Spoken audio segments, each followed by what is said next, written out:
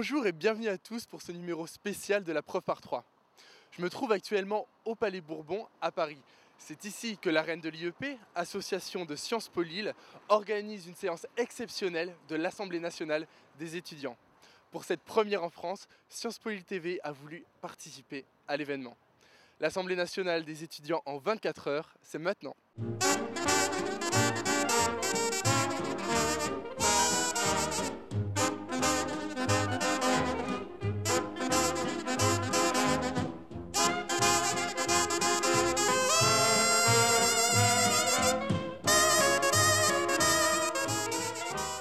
Bonjour Monsieur Romont, Bonjour. vous êtes député socialiste. Alors tout d'abord, qu'est-ce que vous pensez de cette initiative des étudiants de Sciences Po Lille qui viennent à votre rencontre et qui simulent une séance à l'Assemblée nationale? Donc je suis très sensible à ce qui se passe à l'IEP et dès que l'idée m'a été soumise de l'organisation de cette manifestation par votre association, j'ai tout de suite pensé qu'il fallait non seulement la favoriser, mais tout faire auprès du cabinet du président pour qu'elle soit rendue possible. Et donc je pense que c'est une super initiative. Et, on ne pourrait pas en aider des comme ça toutes les semaines. Mais là, je suis très heureux que l'IEP de Lille ait pu profiter de l'Assemblée nationale pour mettre en œuvre ce projet. La démocratie, ça vit, et en même temps, même si l'on y fait des choses très sérieuses, il y a des codes, des rôles qui se passent dans... Et donc les reproduire, c'est quelque chose d'important parce que ça permet en même temps de voir la difficulté de l'élaboration d'une décision, la difficulté du vote dont on n'est jamais sûr totalement d'un projet de loi qui soit le bon. Donc voilà, je trouve que c'est des initiatives intéressantes parce qu'elles permettent de se projeter. Est-ce que la relève vous paraît prometteuse? Il y a une chose que je retiens quand même de la rencontre et de la teneur des débats, c'est qu'il y a de la qualité, il y a de la réflexion, il y a de l'envie, il y a de la conviction, et que c'est très important parce que la politique, ce n'est pas seulement une question de pouvoir ou une question de répartition de pouvoir, c'est aussi une question d'idées. Un jour, François Mitterrand, que j'ai eu la chance de rencontrer, m'avait dit il ne faut pas laisser l'idéologie de côté parce que l'idéologie n'est pas un gros mot, c'est la force des idées. Et je crois que là, on a eu aujourd'hui la confirmation que chez les jeunes, il y avait la force des idées. Donc c'était de bon augure pour l'avenir. Écoutez, à vous de le prouver, mais en même temps, je pense qu'il est tout à fait essentiel d'encourager des jeunes à s'intéresser à la vie publique, à la politique. Donc la question n'est pas que la relève soit prometteuse, elle est une promesse nécessairement, car son temps vient et son temps viendra. Ensuite, il faut qu'elle soit la meilleure possible. C'est affaire de conviction, c'est affaire d'engagement, c'est affaire de travail. Un peu de détente maintenant, puisque nous avons la chance de manger au restaurant de l'Assemblée nationale. Alors, qu'est-ce qu'on mange quand on est député? Suivez-moi. Quand on est député, on déjeune très très bien. On mange de très bonnes choses, mais surtout je pense que le plus intéressant c'est qu'on parle politique. Alors on mange manifestement équilibré. Équilibré, visiblement vu le tour de ceinture des députés qu'on a actuellement, je pense pas. Oh bah, tu vois bien, regarde. 4 fruits et légumes par jour, là ils y sont largement. Hein. Même dans la tarte j'ai fait un effort. Hein. Il n'y a pas de verre de vin parce que beaucoup prennent des verres de vin. Non, pas de vin. Pas de vin, pas de pot de vin, rien de tout ça. Tout va bien, non. Pas de... Du vin, oui. On s'est mis dans la peau quand même. Faire les choses jusqu'au bout.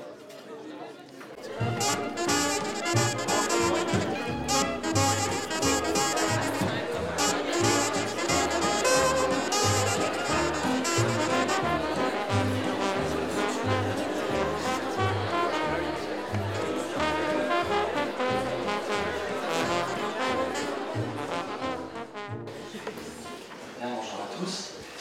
Monsieur le député, mes chers amis, c'est avec fierté et solennité que je me trouve aujourd'hui face à vous, au cœur des institutions de la République française, au sein de l'Assemblée nationale. Avant de vous passer la parole et d'ouvrir cette séance de travaux, je voudrais prendre la parole un court instant. Vous l'aurez remarqué, la séance qui va s'ouvrir est absolument extraordinaire, puisque nous avons quitté l'amphithéâtre François Furet de Sciences Po Lille pour venir siéger dans un des lieux les plus symboliques de la République française, l'Assemblée nationale et cette salle Colbert.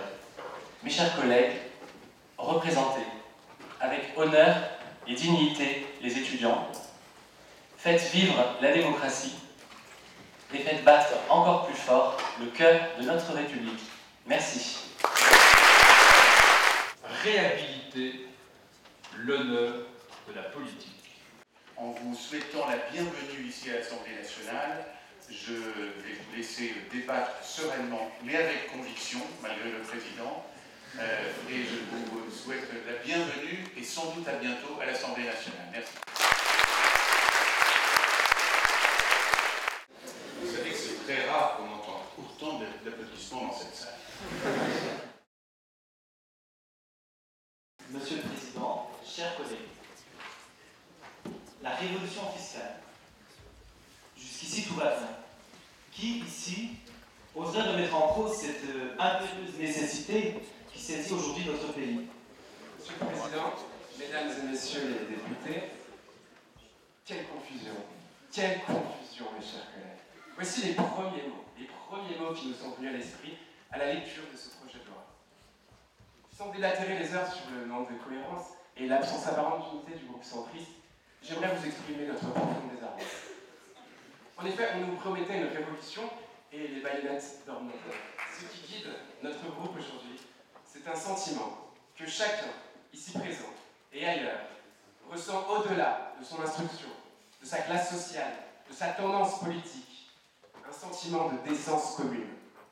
Quand un PDG de l'industrie automobile gagne l'équivalent de 5 siècles de SMIC en un an, faut-il être marxiste pour trouver la situation proprement indécente? Quand la gauche comprendra-t-elle la nécessité d'une véritable refonte du modèle français? Malheureusement, de telles réformes doivent être portées par un grand courage politique, en faisant fi du clientélisme politique. La révolution, ce n'est pas un compromis, c'est un acte fort qui va dans un sens précis. Ce sens doit être clair, de la gauche vers la droite, de l'arrière vers l'avant, dans le sens du mouvement du monde. Monsieur le Président, Mesdames et Messieurs les députés. S'il vous plaît, un peu de silence. Plaisir supplémentaire. Bien. Je ne croyais pas avec vous quand je l'ai lu, et je m'en dis quand même. Vous auriez pu mettre entre parenthèses, entre guillemets, travailler plus pour gagner plus. Quand même.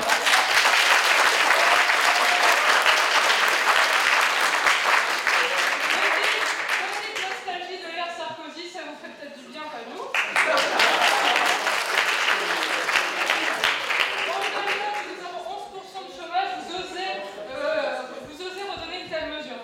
Bon, on va passer les détails, puis dans votre amendement, vous ne précisez ni si on baisse les charges des patrons, des salariés, si c'est pour les salariés du public, du privé, pour les entreprises, les petites, les moyennes, les grandes. Passons ça, de toute façon, je vous pose pas la question, je connais déjà la réponse.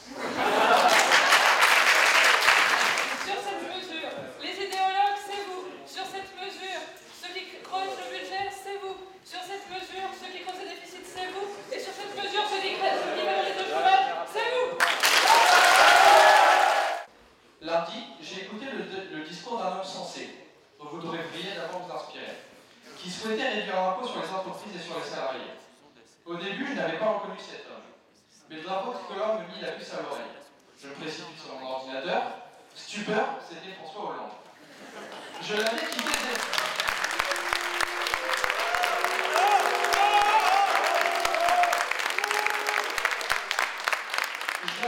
dénonçant la finance et souhaitant lui faire la guerre au salon du Bourget. Je le retrouve en train de promettre une baisse d'impôt sur les entreprises et les salariés.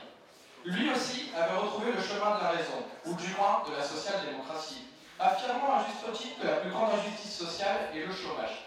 Mesdames et messieurs, vous ne pouvez conserver cette taxe à 75%, dont doivent s'acquitter les entreprises, sans freiner la croissance et l'emploi. Je terminerai en vous expliquant la conception de l'égalité que je me fais, et que je retrouve à travers l'article 1 de la Déclaration des droits de l'homme et du citoyen. Les hommes naissent libres et égaux en droit. S'il vous plaît. Les inégalités sociales ne peuvent être fondées que sur l'utilité sociale. Mesdames et messieurs, créer de l'emploi et des richesses, c'est de l'utilité sociale. Les députés qui sont contre l'adoption de cet amendement, merci de bien vouloir lever la main.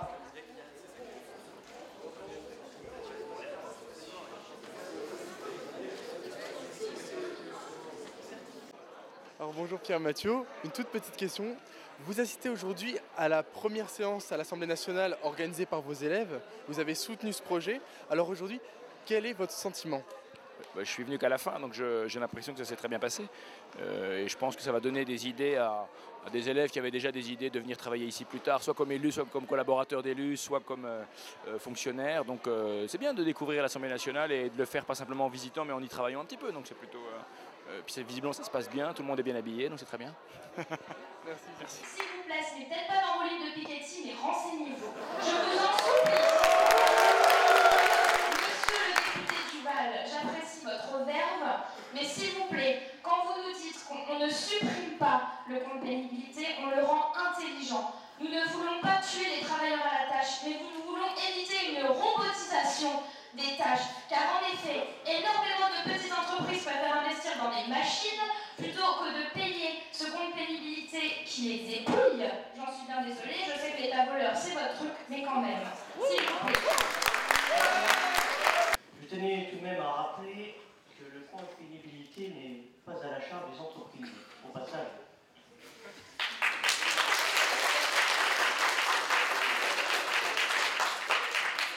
On nous parle d'artisanat, de loi Pinel, tout ça est fort intéressant, mais une nouvelle fois, nous ne saisissons pas la cohérence et l'esprit de cet article. Par conséquent, nous demandons tout bonnement sa suppression. Ce que vous prenez, c'est la stigmatisation. C'est la simplicité, en somme. C'est le manque de courage. Messieurs, mesdames du GDR, aujourd'hui favoriser le chômage fait le lit du Front National. Donc regardez-vous en face. Monsieur le Président, mes chers collègues, j'aimerais répondre à nos amis du centre sur le reproche que nous avons fait tout à l'heure sur le fait qu'on ne se préoccuperait pas du long terme. Ce que je vois chez vous, c'est que vous vous préoccupez toujours du long terme. Ce terme, il est très très long, puisque les impôts pour les riches, pour les entreprises, ils baissent toujours, et les effets, on les voit jamais. Donc le terme, il est long. Nous, on préfère la justice sociale maintenant, à court terme, et on la signe. Votre amendement traduit une France, et pas n'importe laquelle, la France de François Hollande. Responsabilisons et les entreprises et nos concitoyens, et les amendements que nous avons proposés vont dans ce sens. Il va falloir arrêter de vulgariser, de pragmatisme et de taxer tous les autres d'idéologie quand tout ce que vous faites, c'est imaginer que le marché un jour arrivera et résoudra tous les problèmes magiquement.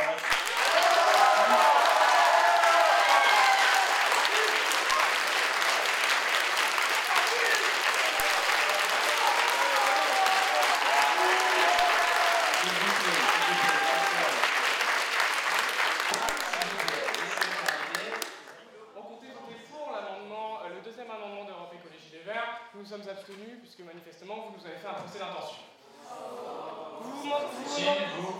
Je rappelle au groupe GTR que malgré le fait qu'il ait envie de donner de la voix, c'est par le débat que vous aurez l'occasion de vous exprimer. J'aimerais juste faire une petite mise au point. Donc on accuse nos collègues de l'UMP de faire de l'idéologie systématique venant du SRC qui fait un contre-projet de loi, et je vous dirais c'est une proposition de loi car nous ne sommes pas au gouvernement, donc soyez un peu rigoureux. Une contre-proposition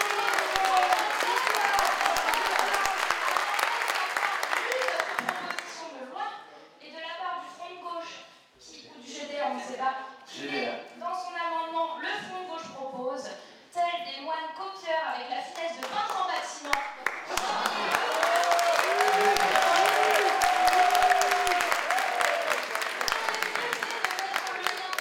De la page Wikipédia du Front de gauche et vous vous serez sauvé une belle somme d'argent. Merci.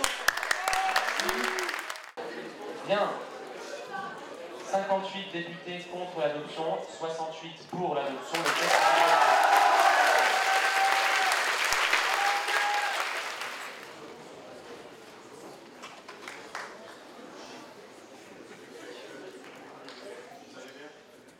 Bonjour à tous. Vous êtes bien plus sages que les députés que j'ai l'occasion d'avoir. Claude Bertholone, bonjour.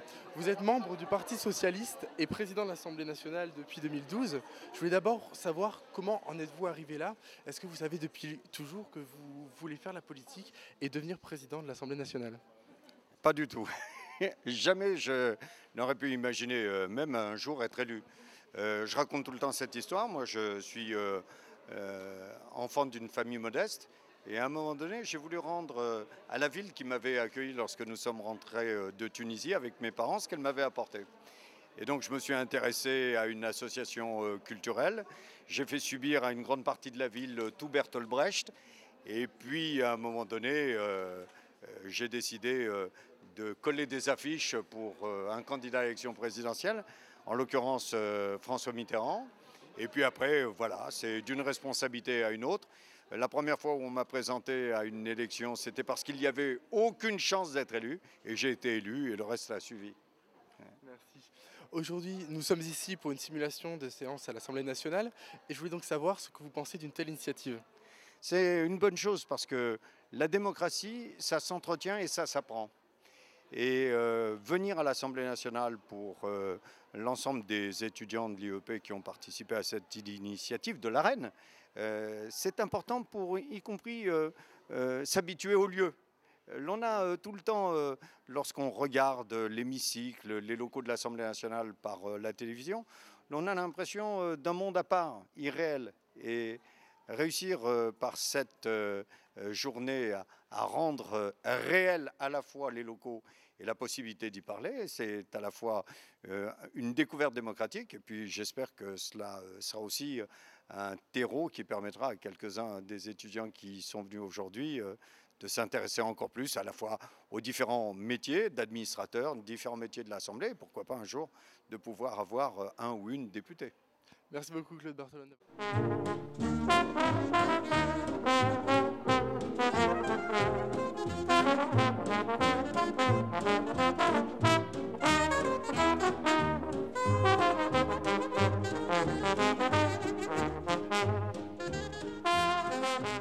Bonjour Jade. Alors Jade, tu es le principal organisateur de cette journée puisque tu es président de l'Arène de l'IEP. L'Arène de l'IEP, c'est une jeune association étant donné que tu l'as créée en fin d'année dernière. Alors peux-tu en quelques mots me décrire ce que vous faites ? Alors, merci. Alors non, le but de cette association, il est très simple en fait, c'est de créer les conditions à Sciences Po Lille d'un débat entre les élèves. On est parti du principe qu'on est à Sciences Po et que ça serait vraiment intéressant de pouvoir faire naître les conditions d'un débat démocratique. Et ça passe soit par les conférences avec les invités, soit par l'Assemblée nationale des étudiants, qui est le moyen d'inculquer à Sciences Po le débat entre les étudiants. Merci. Aujourd'hui, je le répète, nous sommes à l'Assemblée nationale, au Palais Bourbon, où vous organisez une simulation de séance à l'Assemblée nationale avec des étudiants de Sciences Po Lille. Comment vous est venue cette idée et comment avez-vous réussi à monter un tel projet ?